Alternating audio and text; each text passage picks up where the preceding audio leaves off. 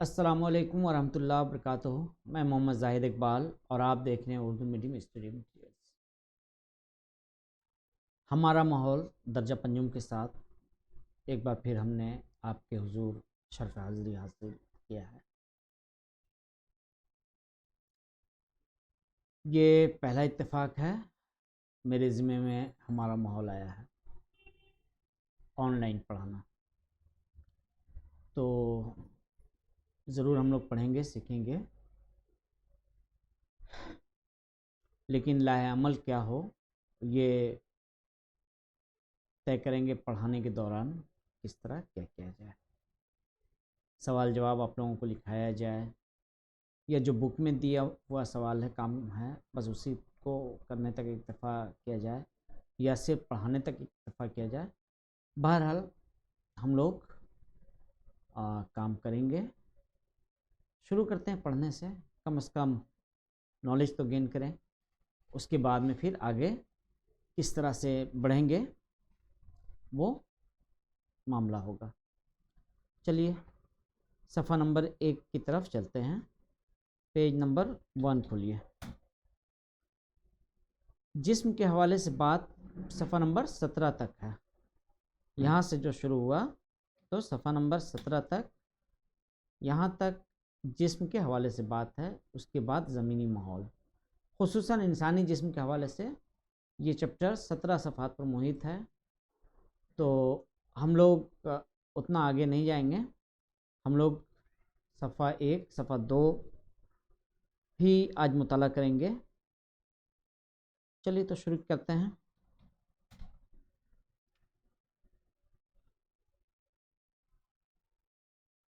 Bag ख़रीदने के लिए सुजय दुकान गया था। नाम असल में बंगालियों का है, तो सुजय ये एक बंगाली नाम है। सुजय कहाँ गया था? दुकान। वहाँ उसकी मुलाकात अनीमा और उसकी माँ से हो गई। दुकानदार ने कहा बैग जूते और बेल्ट सभी चमड़े के हैं, लेकिन आजकल तो चमड़े के कई मुतबादिल चीज़ें भी इस्तेमाल होने लगी हैं। चमड़े की कई मुतबादिल चीज़ें भी इस्तेमाल होने लगी हैं, यहाँ की होना चाहिए। बहरहाल लोगों ने भी चमड़ों का इस्तेमाल कम कर दिया है। अनीमा बैग दिखाते हुए हंसकर बोली, चमड़ा क्या इतना मोटा होता है? सुजोय ने पास से कहा, हाँ भाई होता है, गेंडे का चमड़ा इससे भी मोटा होता है। दूसरे दिन स्कूल में उन्होंने इसी तरह की बातें आपस में की। रीना बोली, जिस्म पर चमड़ा कहीं कहीं तना होता है, कहीं कहीं सिमटा होता है, कहीं चमड़ा मोटा तो कहीं पतला होता है।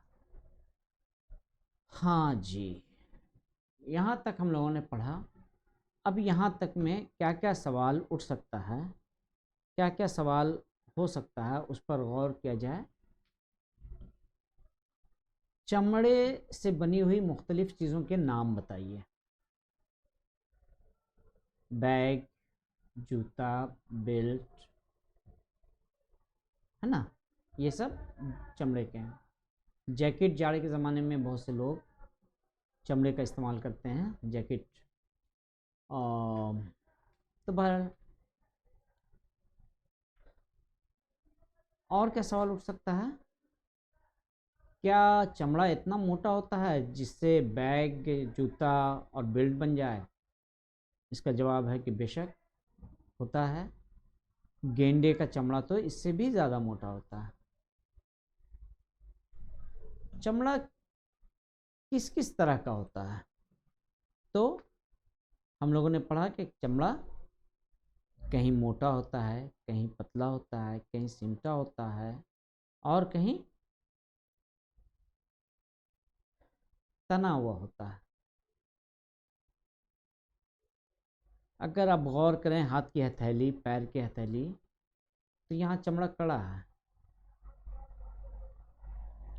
चेहरा जो है, ये चेहरा पर चमड़ा है जिससे अंदर का हिस्सा नज़र नहीं आ रहा है, लेकिन हाथ में गौर से देखेंगे या पाँव में देखेंगे, तने हुए नस अंदर अंदर का हिस्सा भी नज़र आ जाएगा आपको।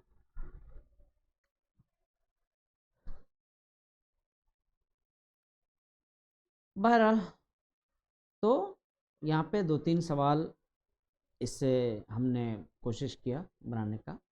चलिए आगे चलते हैं। बाजी ये सब बातें सुनकर बोली, अच्छा बताओ तो हमारे जिस्म का मुहाफिज कौन है? बहुत अच्छा सवाल है। आप लोगों के जहन में क्या आ रहा है? हमारे जिस्म का मुहाफिज कौन है? जाहिर सी बात है, चमड़ा। हमारा पूरा ढांचा चमड़े से ही तो ढका हुआ है, तो हमारे जिस्म का मुहाफिज कौन हुआ? चमड़ा हुआ। और चमड़ा छिल जाए, कट जाए,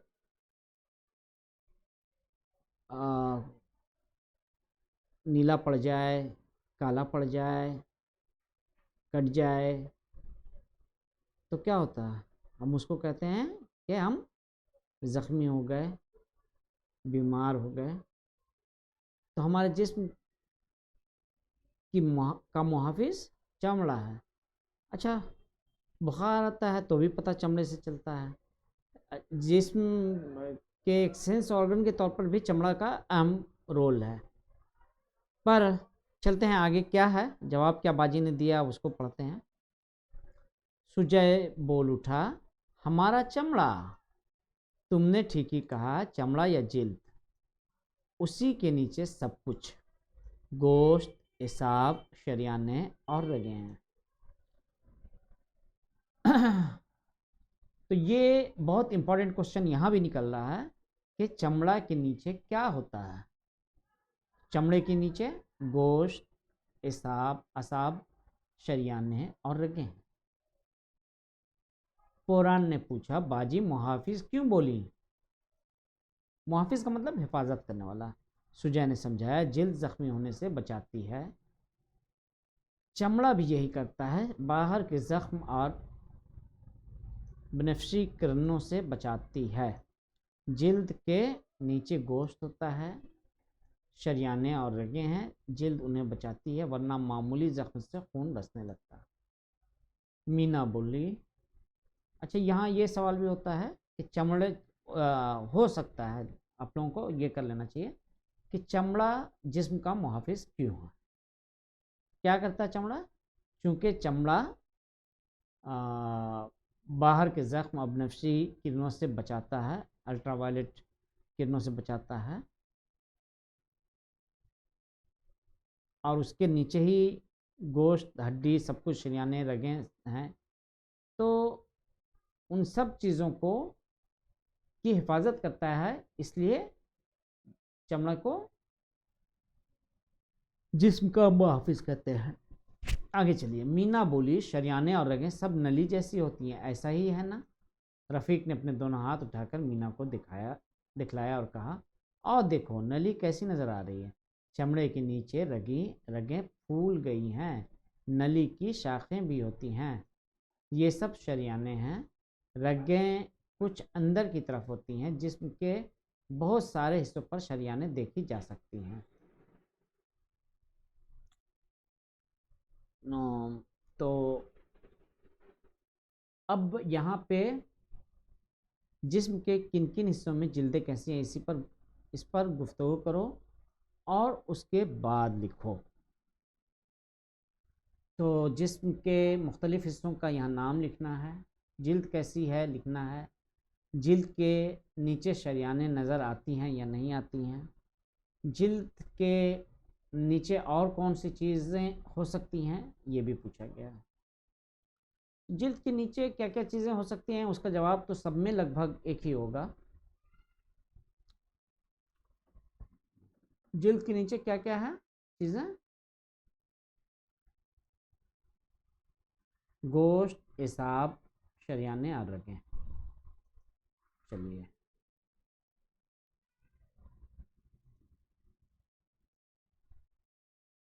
लिखते हैं।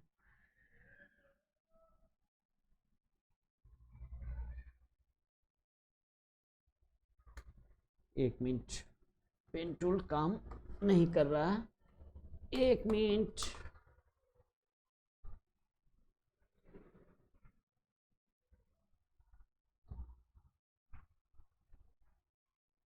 जी, जिल्द के नीचे और कौन सी चीज़ें हो सकती हैं? एक मिनट, एक मिनट, एक मिनट।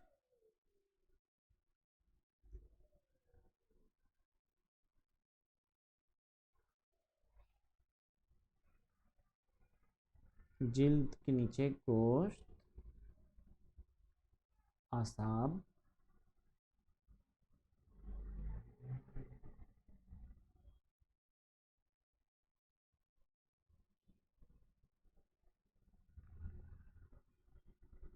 शरियाने, रगें और हड्डियां हैं, है ना? तो यही जवाब सब जगह होगा, सेम जवाब। अब जिल्द के मुख्तलिफ हिस्सों को लेते हैं। हथेली, हथेली में जिल्द कैसी होती है?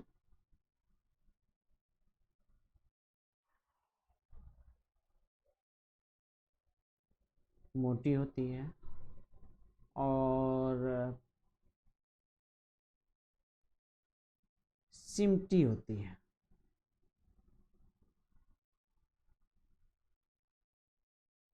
सिमटी हुई होती है। जिल्द के नीचे शरियानें नज़र आती हैं या नहीं? तो हथेली के में देखेंगे तो नहीं नज़र आती है।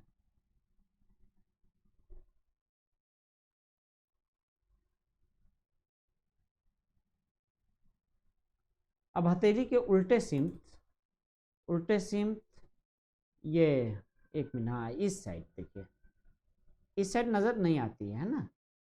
ये वो हथेली, हथेली के उल्टे सिम अगर देखेंगे, गौर करेंगे तो शरियानें नज़र आती हैं। चलिए, इसको क्या बोलेंगे?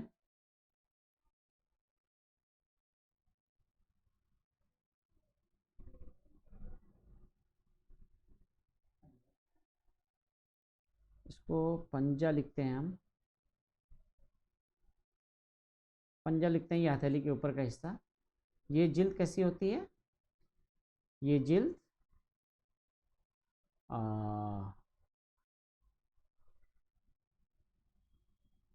मोटी होती है, मोटी नहीं होती है, पतली होती है ना?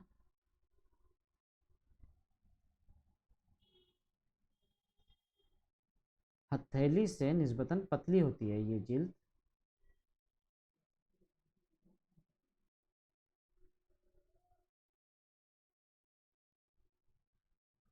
और ये सिमटी नहीं होती है बल्कि तनी होती है। इसमें नसें तनी होती हैं, ठीक है? नस तनी हुई नसें ऊपर नज़र आती हैं जिल्द के, ठीक है? देखिए इस तरह से, ठीक है? तो तनी होती हैं तो क्या होगा? ये नज़र आती हैं, नज़र आती हैं। अच्छा, चेहरा, फेस,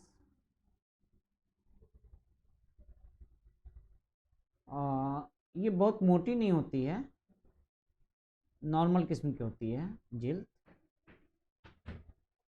लेकिन यहाँ भी नज़र नहीं आती है ना?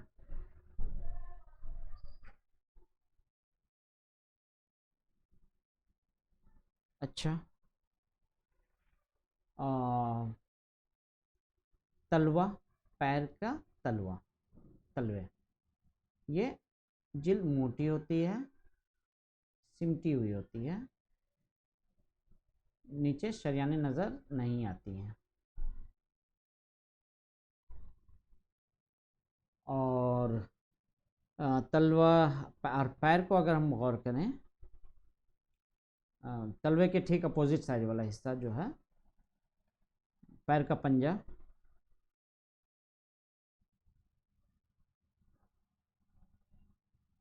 पैर का पंजा, तो वहाँ क्या होगा, ये पतली है और यहाँ तनी हुई नसें आसानी से नज़र आ जाती हैं।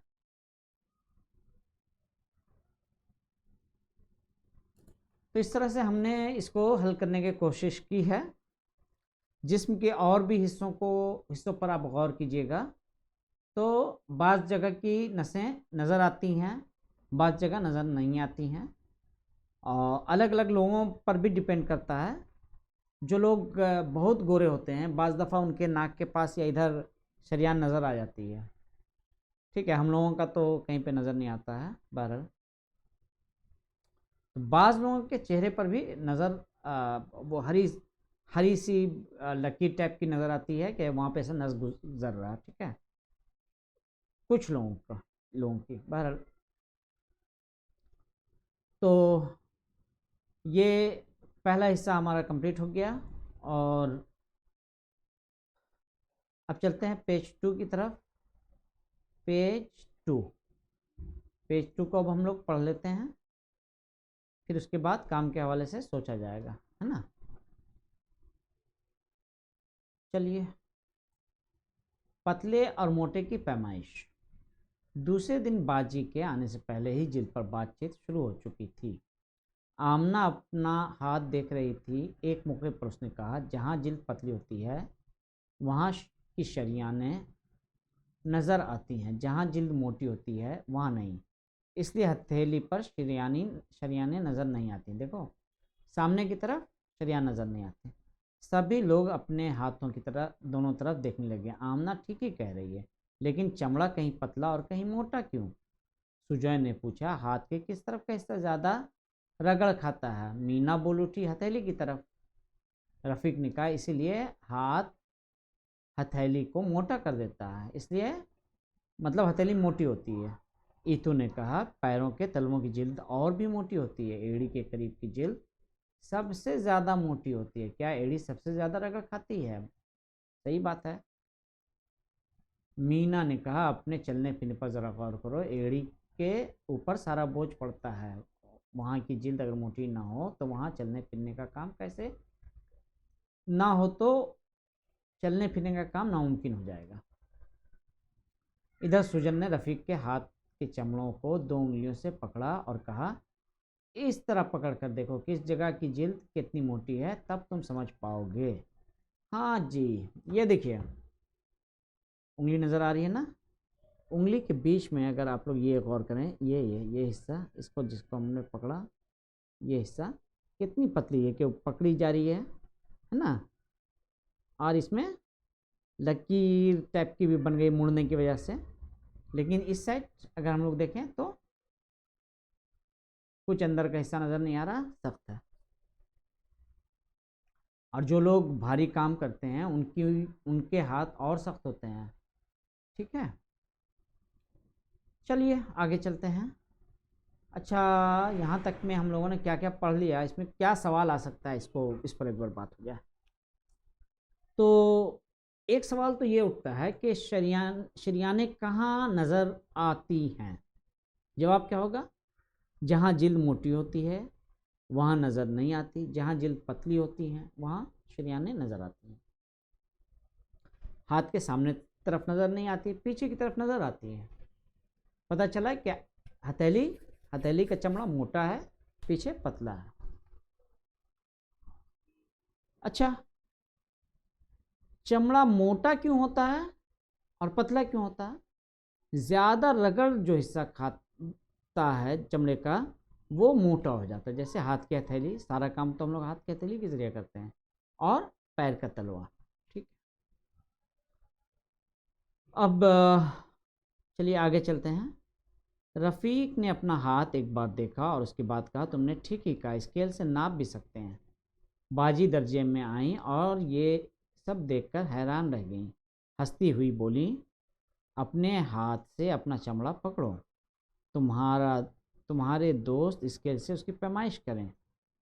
तो चमड़े को जब पकड़ा गया तो उससे क्या हुआ, इस तरह से अगर हम पकड़ते हैं कस के, तो ये नज़र है ना ऊपर उठ जाता है, इससे उसके उसकी मोटाई समझ में आती है कि कितनी मोटाई है। आप बहुत बूढ़े लोगों का देखिएगा तो पकड़ के टानिएगा तो काफ़ी ऊपर तक उठ जाएगा, है ना, जवान आदमी का नहीं उठ पा रहा। तो कहाँ की जिल्द कितनी मोटी होती है, इसकी पैमाइश शुरू हुई। रीना ने अपने हाथ को चुटकी से दबाकर पकड़ा और कहा, बाजी ये 2-2 परत वाली जिल्द है। इसका मतलब ये हुआ कि हाथ की जिल्द उससे आधी कम मोटी होती है।